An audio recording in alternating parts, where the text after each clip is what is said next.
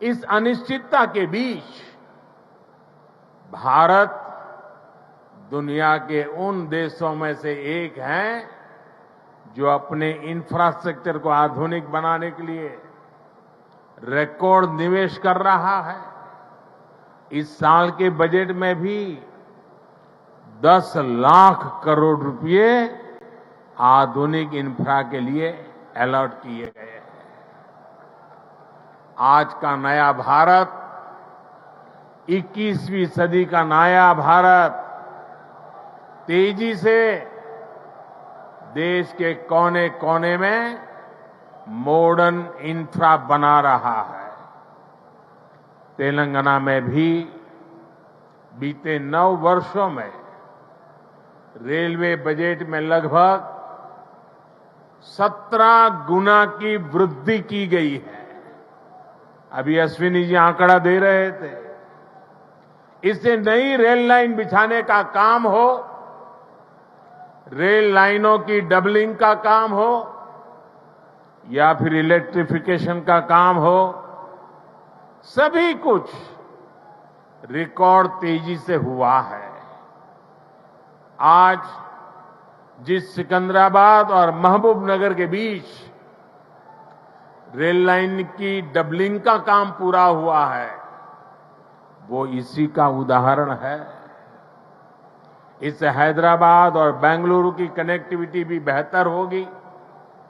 देश भर के बड़े रेलवे स्टेशनों को आधुनिक बनाने का जो अभियान शुरू हुआ है, उसका लाभ भी तेलंगाना को मिल रहा है। सिकंदराबाद रेलवे स्टेशन का विकास भी इसी अभियान का हिस्सा है। साथियों, रेलवे के साथ ही केंद्र सरकार द्वारा तेलंगाना में हाईवे का नेटवर्क भी तेज गति से विकसित किया जा रहा है। आज 4 हाईवे प्रोजेक्ट का शिलान्यास यहां हुआ है।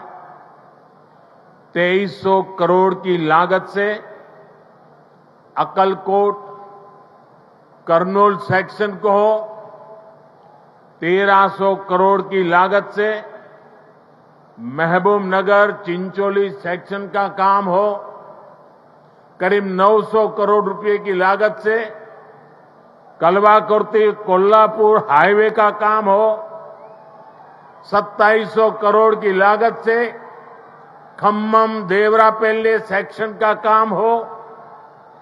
केंद्र सरकार तेलंगाना में आधुनिक नेशनल हाईवे निर्माण के लिए पूरी शक्ति से जुटी है। केंद्र सरकार के निरंतर प्रयास की वजह से आज तेलंगाना में नेशनल हाईवे की लंबाई 2 गुनी हो चुकी है। साल 2014 में जब तेलंगाना का निर्माण हुआ था, तब यहां 2500 किलोमीटर के आसपास नेशनल हाईवे थे। आज तेलंगाना में नेशनल हाईवे की लंबाई बढ़कर के 5000 किलोमीटर पहुंच गई है। इन वर्षों में केंद्र सरकार ने तेलंगाना में नेशनल हाईवे बनाने के लिए करीब करीब 35,000 करोड़ रुपए खर्च किए हैं। इस समय भी तेलंगाना में 60,000 करोड़ रुपए के रोड प्रोजेक्ट्स पर काम चल रहा है। इसमें game changer Hyderabad ring road का प्रोजेक्ट भी शामिल है। साथियों, केंद्र सरकार तेलंगाना में इंडस्ट्री और खेती दोनों के विकास पर बल दे रही है। टेक्सटाइल ऐसा ही उद्योग है जो किसान को भी और मजदूर को भी, दोनों को बल देता है। हमारी सरकार ने देश भर में 7 मेगा टेक्सटाइल पार्क बनाना तय किया है। इनमें से एक मेगा टेक्सटाइल पार्क तेलंगाना में भी बनेगा। इससे युवाओं के लिए नए रोजगार का निर्माण होगा। रोजगार के साथ साथ तेलंगाना में शिक्षा और स्वास्थ्य पर भी केंद्र सरकार बहुत निवेश कर रही है। तेलंगाना को अपना एम्स देने का सौभाग्य हमारी सरकार को मिला है। एम्स बीबी नगर से जुड़ी अलग अलग सुविधाओं के लिए भी आज काम शुरू हुए हैं। आज के ये प्रोजेक्ट तेलंगाना में ease of travel, ease of living और ईज ऑफ डूइंग बिजनेस तीनों को बढ़ाएंगे। हालांकि साथियों, केंद्र सरकार की इन कोशिशों के बीच मुझे एक बात के लिए बहुत पीड़ा है, बहुत दुख होता है, दर्द होता है।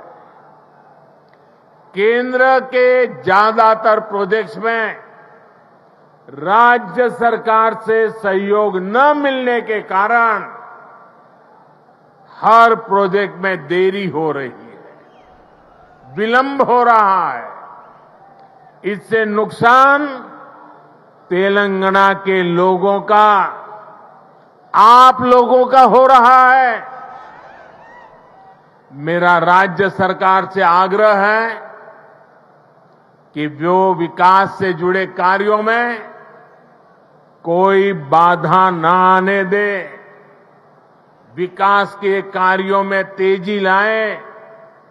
भाइयों और बहनों, आज के नए भारत में देशवासियों की आशाएं, आकांक्षाएं, उनके सपने पूरे करना हमारी सरकार की प्राथमिकता है। हम दिन रात मेहनत करके इसी कोशिश में जुटे हैं, लेकिन कुछ मुट्ठी भर लोग विकास के इन कार्यों से बहुत बौखलाए हुए हैं। ऐसे लोग जो परिवारवाद, भाई भतीजावाद और भ्रष्टाचार को पोषित करते रहे, उन्हें ईमानदारी से काम करने वालों से परेशानी हो रही है। ऐसे लोगों को देश के हित से, समाज के भले से कोई लेना देना नहीं है। ये लोग सिर्फ और सिर्फ अपने कुनबे को फलता फूलता देखना पसंद करते हैं। हर प्रोजेक्ट में, हर इन्वेस्टमेंट में ये लोग अपने परिवार का स्वार्थ देखते हैं। तेलंगाना को ऐसे लोगों से बहुत सतर्क रहना जरूरी है। भाइयों और बहनों, भ्रष्टाचार और परिवारवाद एक दूसरे से अलग नहीं है। जहां परिवारवाद और भाई भतीजावाद होता है, वहीं से हर प्रकार का करप्शन फलना फूलना शुरू हो जाता है। परिवारवाद, वंशवाद का मूल मंत्र ही सब चीजों को कंट्रोल करना होता है। परिवारवादी हर व्यवस्था पर अपना कंट्रोल रखना चाहते हैं। उन्हें ये बिल्कुल पसंद नहीं आता कि कोई उनके कंट्रोल को चैलेंज करे। आपको मैं एक उदाहरण देता हूं।